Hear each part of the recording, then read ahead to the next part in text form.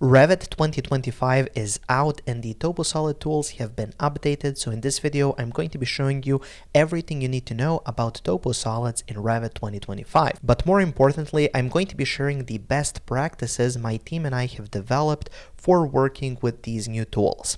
Let's go! Now, before we jump into Revit, I would just like to thank Environment for Revit for sponsoring this video.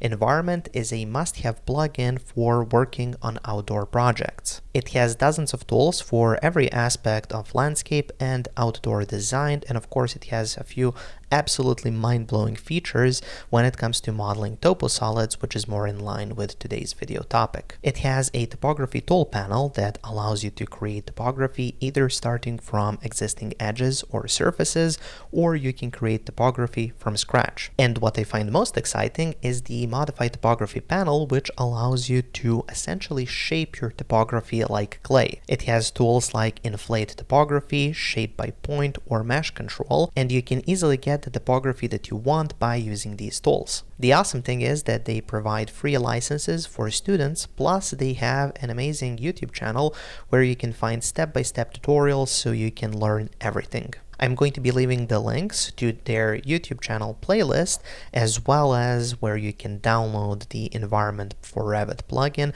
up in the cards above, and then also down in the description of this video. Use the coupon code Balkan Architect to get an extra 55 days on your purchase. And I'm also planning to cover a few of the new environment tools in my next video, so stay tuned for that.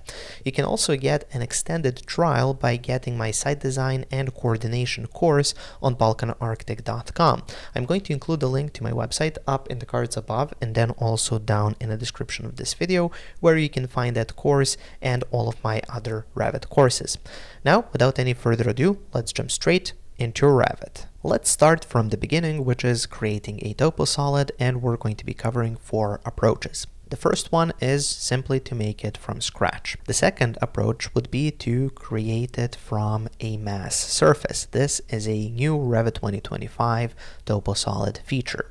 The third option is to convert an old topo surface to a toposolid. Here you can just pick the host level and the toposolid family type.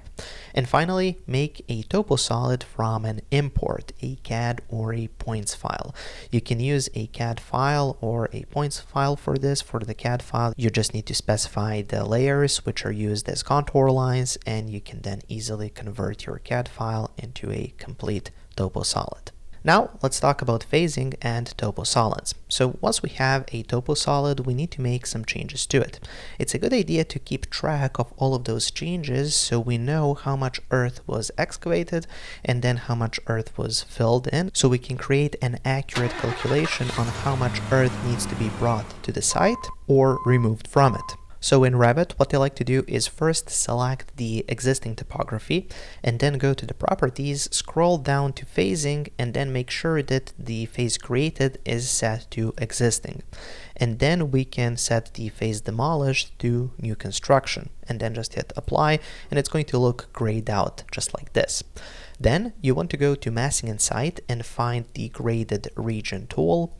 Click on that, and here it's going to ask you a couple of options, like do you want to create a new topography that's exactly like the existing one, or do you just want to use perimeter points only? So perimeter points only would mean like the edges, and you usually don't want that. You usually just want to go with the same one. So I'm just going to click on that, and then you click on the topography, and it's basically going to generate a completely new topography that looks exactly the same as the previous one, but it's now in the phase created new construction. And it's also going to go directly into edit mode, so you can now start making changes to that topography just like this, or if we want to lower this, we can do that, and then we can just continue making changes to it.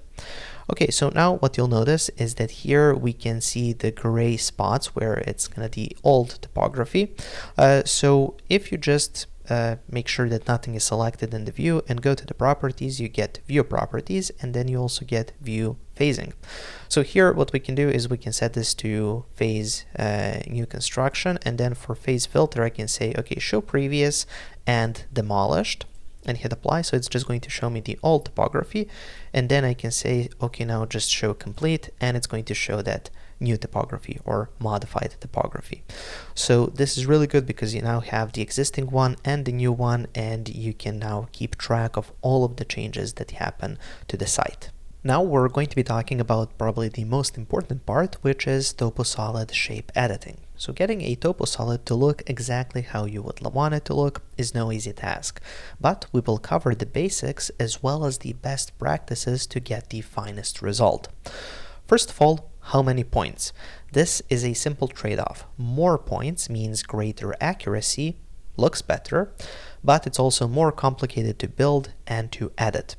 Less points means less accuracy, looks worse, however, it's a lot less complicated to build and edit. Here, you want to be smart. Don't spend more time just to make it look nice if it's not an important goal. You can easily spend extra few hours on just a few minor improvements. Then let's move over to the best approach. What I like to say is broad strokes first, then refine. So place the main points that you know need to be there. If a house is at a specific level, place the points around the house at the required elevation. Do the same for all other important elevation points like existing roads, site edges, and similar. Once you have the base, it's going to be a lot easier to refine everything. We're going to be talking about that soon. Then we also need to fit the building elements. With Revit 2025, we have an option to snap Toposolid points to model elements. This is going to make it a lot easier to simply snap to existing geometry. One good tip is to use model lines to sketch out how you want the topography to align with the walls of your building, and then just use the snap XYZ to snap Toposolid points to those lines. Avoid using splines because Toposolid points will not snap to those types of lines. Now let's talk about making changes, and for this I heavily rely on elevation base and offset from snaps. If the topography needs to be moved up or down in some area, this is my preferred approach. I first make sure that I don't make any changes to things that I don't want to move. So I do this by defining an area of work and creating a boundary around it with 0 offset points. Then, if necessary, I delete the points in our area of work, and now we can start adding new points. Usually, I prefer to use an offset from surface. And then we also need to refine our surface. We can use this feature with 0 offset in order to add neutral points that will not significantly change the shape of our Toposolid, but it will make it look more refined and better. Just keep in mind that making big changes now will require a bit more work. Now let's talk about Toposolid excavation. So in Revit 2025, this is the big new tool, the excavation or the excavate. So you select the Toposolid, you click on excavate, and then you can select any floor or similar item, and it's basically going to create an excavation around that element. And even if you select the element, it's going to report here in the excavation volume how much earth was excavated in order to accommodate for this floor in particular. Now let's take a look at how this would work in real life. So here we have some examples. The first example is a basement with a slab edge, and first we would use the excavate tool for the floor to make the main excavation, and then just use cut geometry to cut Toposolid with the slab edge. The second example is the partially underground building where half of the building is in the air. So you would excavate the floor first and then place a point boundary around just to make sure that you don't mess up the rest of the Toposolid, and then you would just use the snap XYZ to bring the site up to the building. And in the example number 3, we have a building where one part is completely underground, so you can't excavate. So you would use a void as an in-place element. Category can be just set to generic model. You would host the void on one of the walls, and then you would create the void and just cut the Toposolid with that void. And finally, let's talk about some additional settings. So the first one is going to be subdivisions. This is a very simple way to show a different material on a Toposolid. So just create a subdivision, set the thickness and the material, and you're done. Then we have cutting toposolids. So toposolids can be cut or split into multiple elements with the cut tool. You can use this to remove parts of the toposolid or get a different layer structure in different areas. And finally, we have the contours. So contour lines can be customized for each toposolid. Just select the toposolid, go to the Edit Type menu, and here you can set the primary and secondary contour line intervals as well as the start and end elevations. We're going to be ending it here, but I would love it if you would share your tips and best practices for toposolids in the comment section below this video.